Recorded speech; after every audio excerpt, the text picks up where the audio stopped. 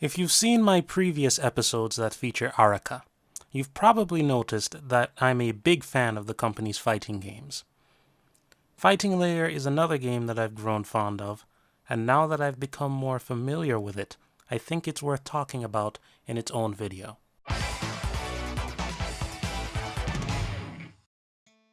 The details about this specific game are still cloudy. The basic info is that ARIKA and Namco went in on making a fighting game together, after ARIKA had made 2 fighting games with Capcom in the Street Fighter EX series, and many revisions in that same series. I can't read Japanese all that well, and there isn't a lot of documentation on Fighting Layer from the devs themselves, so I'm wary of making any bold claims about how or why ARIKA made Fighting Layer with Namco, or whether it represented a legal issue with Capcom, or whether it was made because of legal issues with Capcom, or anything like that. I don't want to pull a Matt Lees here, after all. There isn't a badge big enough to justify spreading misinformation. All I can responsibly say is that some very persuasive people have speculated that ARIKA went to Namco because Capcom had little interest in the EX series outside of sequels, and wrapped ARIKA's figurative knuckles one time too many when it came to game development. I do not know of any documents that explicitly state this to be true from any party involved, but considering how Capcom usually treated co-developers back then, I would not be surprised if all of this speculation was true or nearly true. It would also explain a lot. Why ARIKA went to Namco specifically, why the game seems to be built around staples of the EX series, why Capcom worked ARIKA like dogs during Street Fighter EX3's development after Fighting Layer failed to set the world on fire, etc, etc. But again, that's all speculation, and you can't read too much into it. But that's enough backstory. Let's talk about the game proper. The controls for the game use a 6-button setup, just like the Street Fighter series in general, and the EX series in particular. 3 punches and 3 kicks, with both sets of buttons ranging from weak to strong. Move animations are shared between characters to a large extent, which is also like the EX series. However, this game had more unique normal attacks between characters than most of the EX series did. Special and super moves use Street Fighter-like inputs, and some characters had command moves as well. Throws are single button throws that are activated by forward and medium punch and kick, and they're breakable. Blocking is your typical directional button affair, where you can block high, middle, or low attacks. One of the obvious ways that Fighting Layer tried to set itself apart from other fighting games was through its various game mechanics. The game even plugs most of them in its intro. Even back in the late 90s, as fighting games became increasingly complex and consequentially niche, developers were bending over backwards to try and make them more accessible by adding more subsystems, and I suspect Fighting Layer is probably one of the earliest examples of that. First up, the easy combination. By pressing or mashing a sequence of buttons, characters perform a preset combo. These combos differed between characters. Most had at least 1, some had 2 or 3, some had none, and the chains were often different between characters. Blair Dame, for example, could get a 5-hit combo that hit mid throughout by pressing Light Punch 5 times, while George Jensen had a 3-hit combo based on pressing Light Punch 3 times that could end in a high hit or which ended in an overhead after pressing forward and Light Punch on the 3rd hit. They were easy to combo into, special and super cancelable, and sometimes had exclusive moves. They were basically a cross between everything people hate about auto combos and everything people love about them. Characters can also sidestep or evade by pressing forward and hard punch or hard kick. Punch moves away from the screen and kick moves towards the screen. Both motions have a few frames of invincibility on them, which allows players to dodge short attacks that would otherwise hit, but players who use it can still be hit by attacks that swing wide and remain active enough to hit the player when their iframes stop. That would mean more if it weren't for the fact that only a few characters have such attacks, but it is what it is. Also, because of the invincibility given to both inner and outer steps, you can sometimes step into an attack and still avoid it. By pressing the 3 kick buttons simultaneously, players can also take a dive away from the enemy and charge their meter fully, at any point in the match, even when being hit in any state before knockout. For some reason, this move is called the Super Illusion, rather than something like Super Evasion. It can be performed once per match, and it's signified by a little dragon in the lower corner. When this move is used, the dragon disappears. During the dive and the charging sequence, the player using Super Illusion is invincible, and that can bring the fight to a halt, at least for a moment.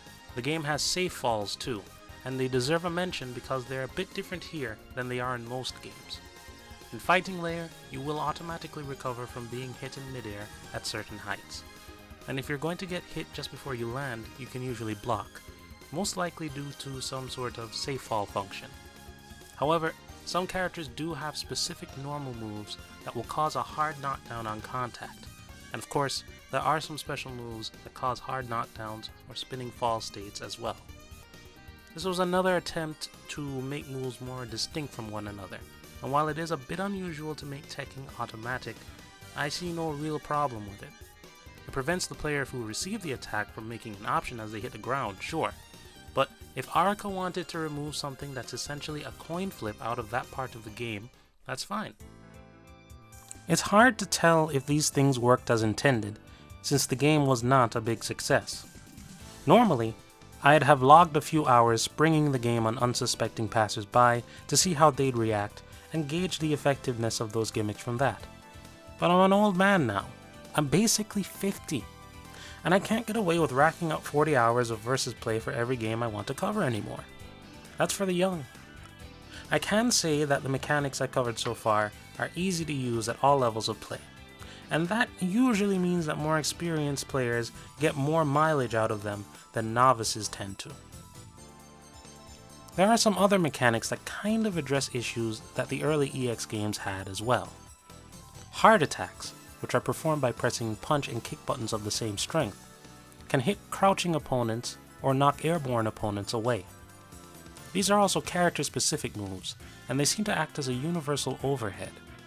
This mechanic, coupled with the relative increase of command moves and chains with enders at different heights, might have been ARIKA's way of addressing how neutral play usually panned out with EX1 and 2, where players would have to fish for hits with crouching medium punch, jumping normals, or a guard break attack, or go for a throw. It's worth noting that in Japan, guard break attacks were known as hard attacks, so in that instance, the cribbing is a bit more blatant than what people would expect.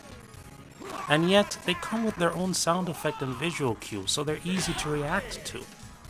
They can also be charged, but a fully charged hard attack can still be blocked, so the only thing the charge affects is how much damage the move causes. It's rare to see a complete charge in a match, but a partial charge can come up from time to time. If I had to make a guess, I would say that this whole situation is made to make the game less meter intensive. That's just my guess though, I don't know what to say. Hard reversals have similar inputs, but those are performed on wake up while you're recovering from a knockdown. They execute character-specific moves. Some are unique to hard reversals while others are repurposed from existing moves. Because they're character specific, their effectiveness varies from character to character, and some are greater than others. I'm talking about Exodus's crotch block, of course, it's great, it's fantastic. Barrage blows, which are the game's super moves, are generally performed with double quarter circle motions, aside from a few exceptions. They usually take up one bar of the super gauge, and like the EX series, characters can cancel one super move into another for longer combinations. The exception would be combination moves, which often eat meter for additional inputs. Also, these supers only come in two flavors, mid-hit and unblockable. There are more grabbing supers than one might expect. There are also mechanics in this game that are just neat. Clashes are one of them. They're called blow quits in this game, which is about as Englishy as you can get in 2 words or less. When two characters trade blows with no hard contact on each other, they clash. Neither player receives damage, and in this case, a small star seems to collapse due to the sheer force of the impact.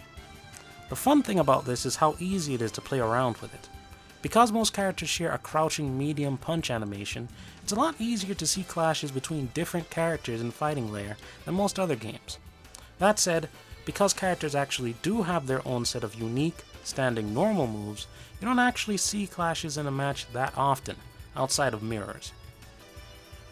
The text that pops up after you score a KO is probably the most neat thing going for the game. It's really flashy, and it actually registers which moves you use in what sequence when you get the KO. It's a nice touch. Just Hit is another odd duck of a mechanic. It basically rewards a player for landing an attack in a specific way by providing them with more meter. It seems to work differently based on the move involved. Normal moves register as a just hit when their hitboxes register a hit at a certain area, while special moves seem to depend on clean inputs and/or timing. These flashes are the same as what ARIKA usually puts into their games, and in a real match, you'll take any hit you can get. So it's not as if players would be conditioned to land hits on target more often thanks to the extra meter. Or maybe they would, I don't know. I can never figure out what people like and don't like anymore. Another sign that I'm basically 100. Switching sides is probably the most interesting of these extraneous mechanics. By pressing a punch button during a dash near an opponent, you can grab onto them and switch places. It's flashy, and probably one of the least obnoxious gimmicks a fighting game has used to show off that it's in 3 dimensions. Out of the last 3 things I mentioned about this game, it's probably the most useful too.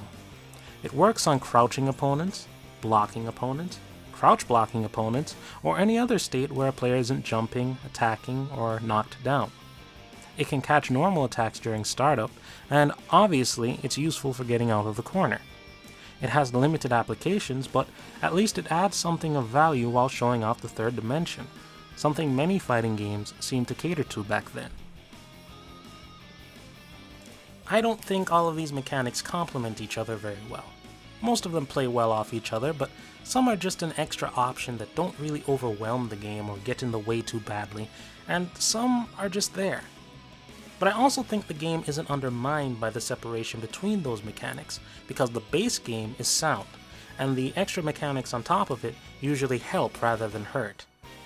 I always thought that one of the most important things about a fighting game is whether there's enough meat to it to keep it interesting, even after you've seen and done everything there is to do.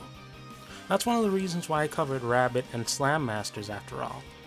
I mean, it's not like those games are highly polished or consistently pleasing to the eye, even for a 1,000-year-old man like me. The same goes for Fighting Layer, although it has plenty of stuff to do for an arcade game. ARIKA is the champion of bonus games in the fighting game genre. I mean, yeah, BlazBlue is the king of that now, but ARIKA was doing it before it was cool. They were way ahead of the curve. And they've always been able to make interesting variations on the concept without making a radical shift in how the game is played, like some developers have to. And Fighting Layer is probably their penultimate accomplishment in that sort of thing. The single-player mode has branching paths, gimmicked fights, and secret fights, and what you do in every one of those fights matters in the end. Some of those fights and gimmicks were counterintuitive to how the game is naturally played, but it was worth making the attempt and it generally worked out well. Not many fighting games back then had that sort of structure, and not many modern games in general can manage to do the same, even with millions of dollars on the line, exponentially more powerful hardware to work with, and years of experience and blazed trails ahead of them. I also feel like Fighting Layer was ahead of the curve in terms of making its characters gimmicked, and giving them a quirk about their moves that worked on their own terms. Capriccio had his mushrooms, Janice had her weapon switching super, Jigdid had his rolling evasions and push heavy moves, and so on and so forth.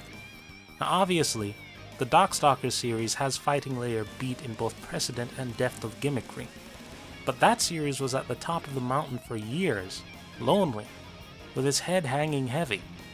Fighting Layer managed to do something similar a little over a year before Guilty Gear X found its way into that niche, and that's worth noting, especially for a one-off game. I've made many comparisons between Fighting Layer and other series in this video, but they were necessary. While Fighting Layer is a strong game on its own, I can't ignore that it is most strongly defined by how it compares and contrasts with other games.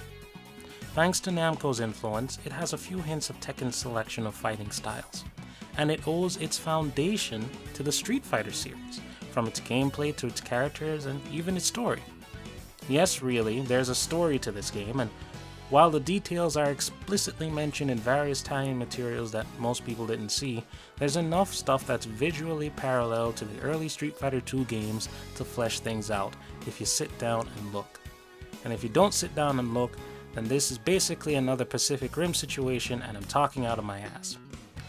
Anyway, Street Fighter EX is the most obvious source, since the game takes animations and 2 whole characters from the series, and Fighting Layer, in turn, seems to have influenced Street Fighter EX3. ARIKA cribbed some things from Fighting Layer and put them into EX3. Now, at the time EX3 was released, it seemed like a huge departure from EX2 to many people, myself included. But in retrospect, Fighting Layer was the missing link, the bridge that connects the whole series together in a clear progression from one form to another. And if you look at it a certain way, you could say that Namco and Capcom inadvertently collaborated together on EX3 way before their last collaboration, due to ARIKA reusing ideas and reworking them to try and make them work better in their following game. And that's probably the nicest thing I'll ever say about EX3 this year.